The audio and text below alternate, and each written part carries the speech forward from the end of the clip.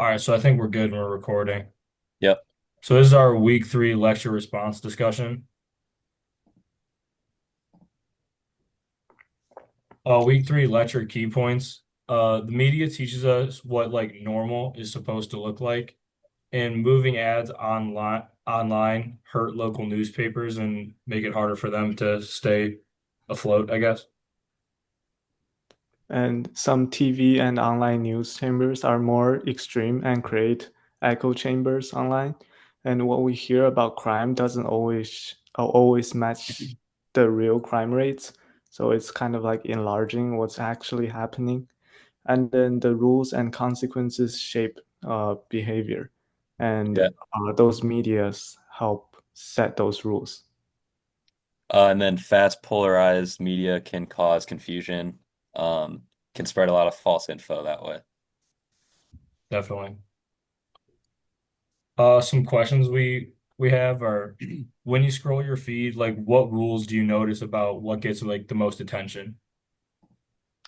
Definitely likes, hot takes just that are out there with a big headline. You see a hot take that you get comments, you get arguments going. Yeah, Yeah, stuff like that like for big sure. scandals. Yeah. For me, it's definitely shorter and loud emotional posts because they just catch my attention and I'm able to finish watching it because I see it's just a short, I can get a short amount of information and graphics from a short period of time. I'm pretty sure that's why like all the TikToks and stuff are Quick so, satisfaction. yeah, yeah.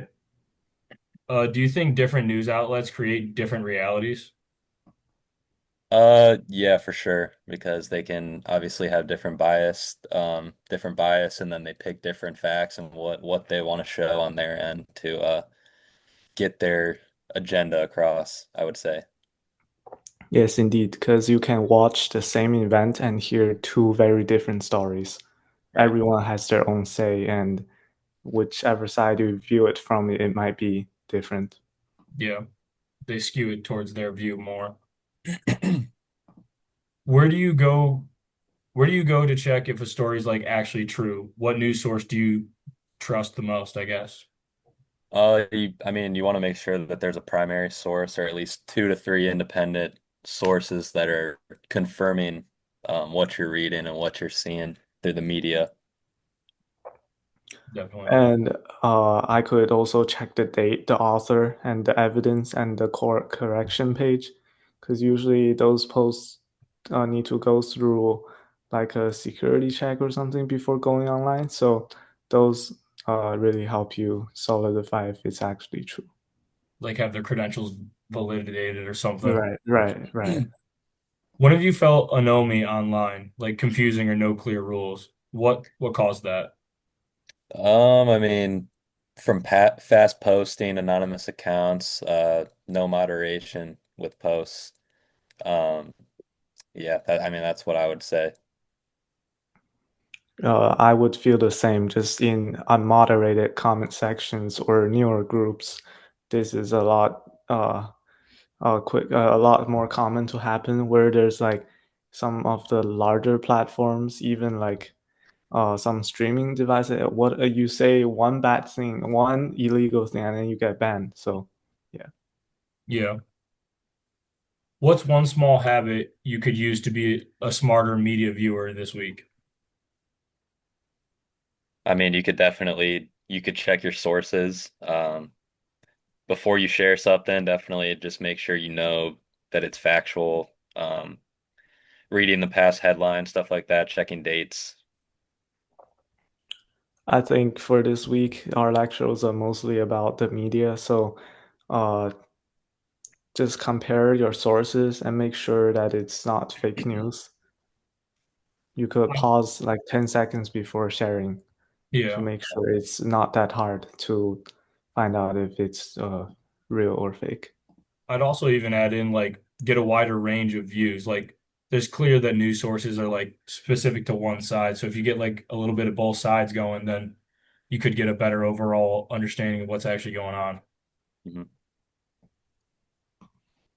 And then social media is harmful to us. So what I found from the articles where social media has a direct link to a rise in anxiety, depression, self-harm, poor self-esteem, inadequate sleep, eating disorders, and online harassment. It's just overall bad for your mental health in general. The more time you spend on it directly correlates with these types of mental health problems. Social media is also shown to be much more harmful to young women rather than young men, and it has caused them to have even more of a rise in mental health problems rather than young men. And in 2023, a warning about how social media is harmful to our youth's mental health was issued by the Surgeon General. So it's not like the world is like unaware of the negative effects it has, but I think we could also do a better job of trying to fix that because it's not good for us. Some big consequences social media has is social media usage displaces beneficial activities like sports, reading, outdoor exploration, and like in-person socializing. People have become a lot more like introverted and closed off to the world since really just since phones in general. So I think less phones would be good for people to become more, I guess, people again. And then since the introduction of social media, there's been a decrease in pleasure reading, causing an educational decline.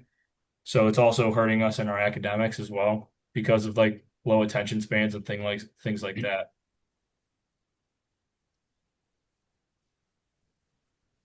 Yeah, and then just moving into kind of the flip side, seeing if there's any positives to social media or technology and phones and yeah, stuff like that. Yeah, so potentially it can make young people more technologically advanced, due to being raised with it.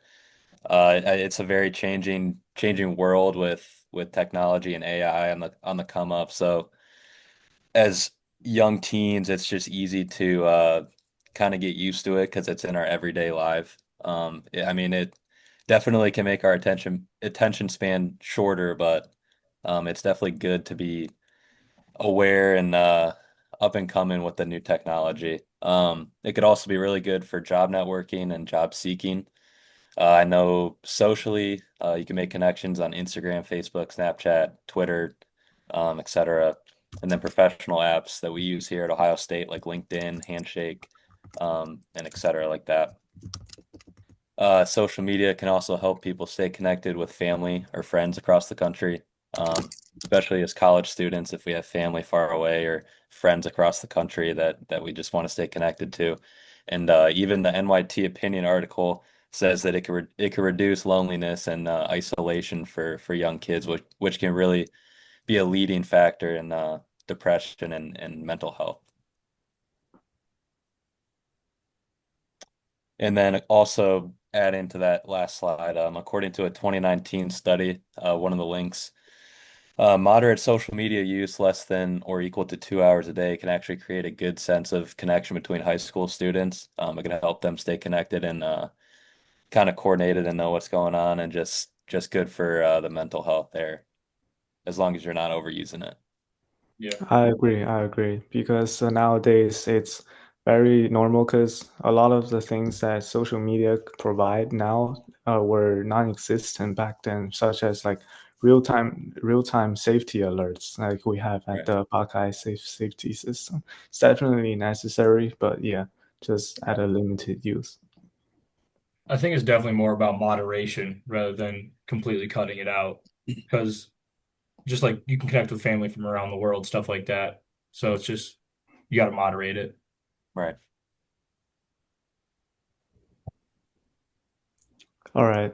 For the two conclusion questions, they are one, can you make any connections between the debate you discussed in part two of this assignment and the lecture material? And in other words, can you relate to the controversy over social media and its effect on kids in some way to the lecture material?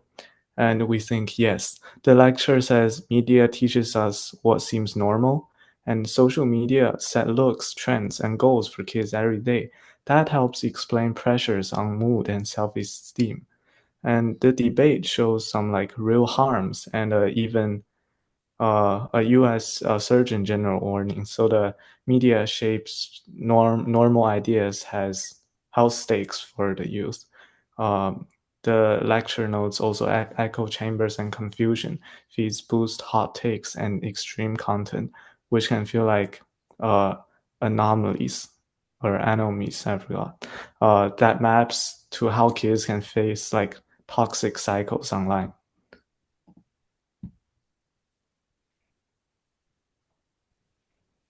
And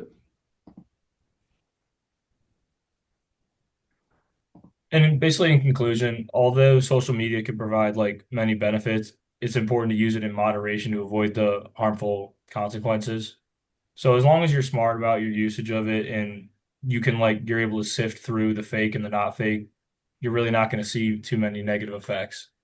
Right. There's a lot of good that can come out of it as long as you're not rotting your brain and just staring at your phone all day, scrolling and stuff like that. Definitely.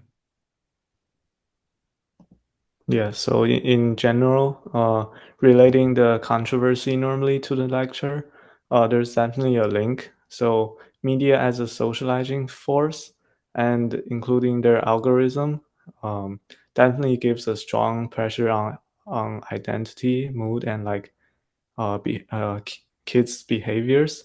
That matches the harm though we discussed, like the for example, anxiety, depression, and body image on the females, like we said earlier. So, but it's not only harm. The lectures call for critical fits for our debates nuances. So the moderate use and purposeful use can help, while heavy uncritical use raise risks.